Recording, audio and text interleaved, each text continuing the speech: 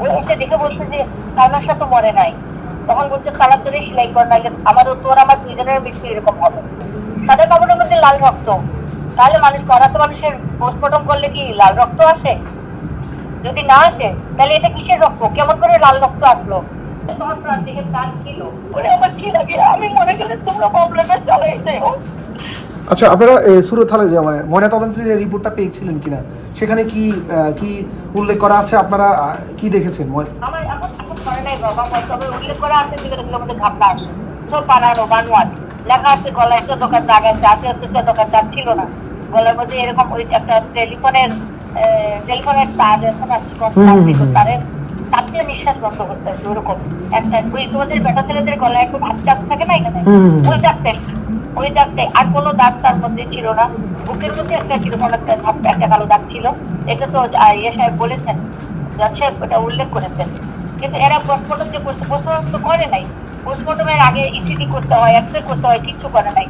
এবং নিয়ে তারা করছে কি, ওখানে তো মর্গের একটা ইয়ের সাক্ষী আছে, যে মর্গে বলছে যে মর্গের ইয়ের কাজ করে যে তার ছেলে, একটা ইয়ার ছেলে, ও আবার সালমান শাহর ভক্ত ছিল। ও এসে দেখে বলছে যে সালমান শাহ তো মরে নাই। তখন বলছে তাড়াতাড়ি সেলাই কর, নাইলে আমারও তোর আমার দুইজনের মৃত্যু এরকম হবে। তার মানে তখন ওই মগজটুকু যেটা নিলে মানুষ আর ফিরবে না, সেসব জায়গায় কাটছে। এটা থরলি যেভাবে পোস্টমর্টম করে সেটা করে নাই। আরেকটা প্রশ্নের উত্তর আমি চাই ডাক্তারদের কাছে, আপনাদের কাছে, দেশবাসীর কাছে। আমার ছেলেকে যখন কাঠের বাক্সে তুললো, তখন আমি দেখছি দূর থেকে, আমাকে তো ধরতে দেন, আমরা অনেক দূরে।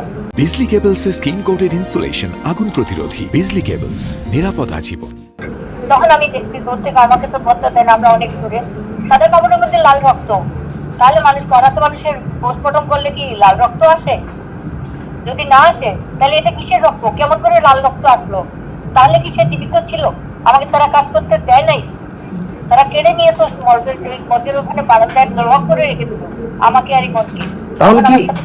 তাহলে কি এমন কিছু ঘটেছে যে সালমান শাহকে যখন আসলে মর্গে নেওয়া হয় তখনও তিনি বেঁচে ছিলেন, এই ধরনের কোনো কিছু? আমার মনে হয় তখন প্রাণ দেহে প্রাণ ছিল, কারণ হাতের মধ্যে পালস টেপ ওরা মেডিকেল চেক করে নেয়। তারা মেডিকেলকে, হলি ফ্যামিলিকে আগে ইনফর্ম করে রাখছে।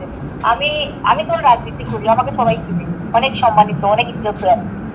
আমার ছেলেকে নিয়ে গেছি অসুস্থ, হলি ফ্যামিলিতে একটা মানুষ নাই, কথা বলে না, ডাক্তার কেউ আসে না, ভিতর থেকে ধরে আমি দূর করে ধমক দিয়ে আনছি ডেকে।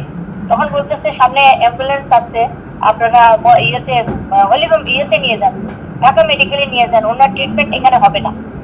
বলছি কেন হবে না এখানে ট্রিটমেন্ট? বলে এখানে হবে না। বেরিয়ে দেখলাম সত্যি একটা অ্যাম্বুলেন্স দাঁড়ানো, সব কিন্তু প্রি প্ল্যান। আমরা উঠলাম, ইয়েতে নামলাম, কিন্তু ওই অ্যাম্বুলেন্স পয়সা নিল না তো। আবার বাদল খন্দকারকে জোর করে আনছিলাম, আসতে চায় নাই। হলিফ্যামিলিতে এসে এসে পালাই গেছে, তাকে আর পাই নাই।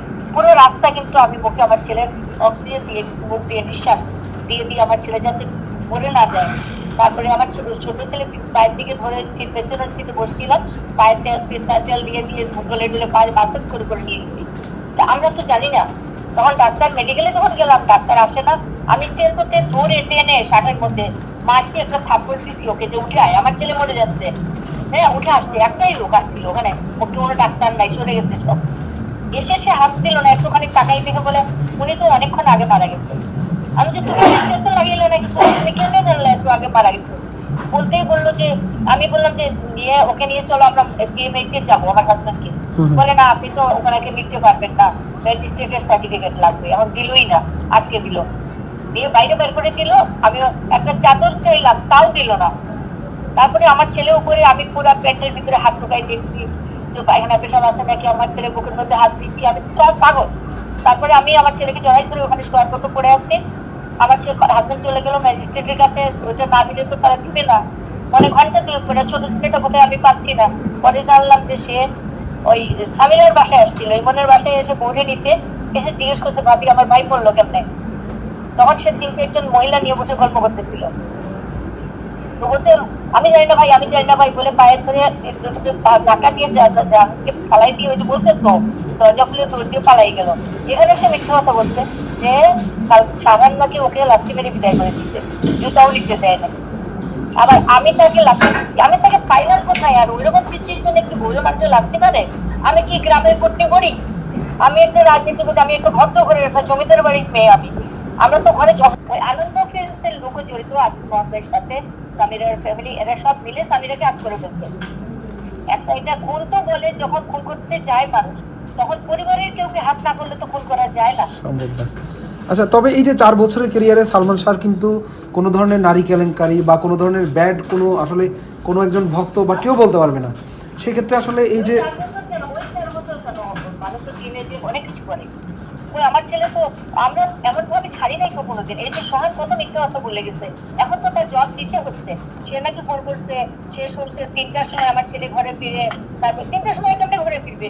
আমরা যেখানে টিউশনে দেই, ড্রাইভার নিয়ে আমি নিয়ে নামাই দিতাম, আবার ড্রাইভার নিয়ে আমি নিয়ে আসতাম, নাহলে তার বাবা আনতো, নাহলে ড্রাইভার আনতো, নাহলে নিজে গাড়ি চালিয়ে যেত সেভাবে।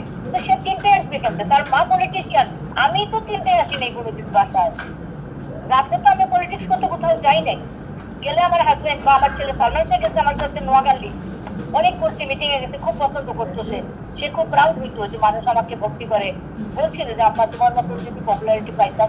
আমি বলছিলাম মানুষও তোমার অনেক পপুলারিটি পাবে, দেখো মুখের কথা কি পপুলারিটি, আজকে বিশ্ব তাকে চিনি। আমার বাচ্চার জন্য বিশ্ব, আজকে একটা ছেলে একটা পোস্ট দিছে, মাগো তুমি কেঁদো না, মাগো তুমি দোয়া করো, তোমার জন্য বিশ্ব রেডি আছে। এরপরে আমার কি লাগে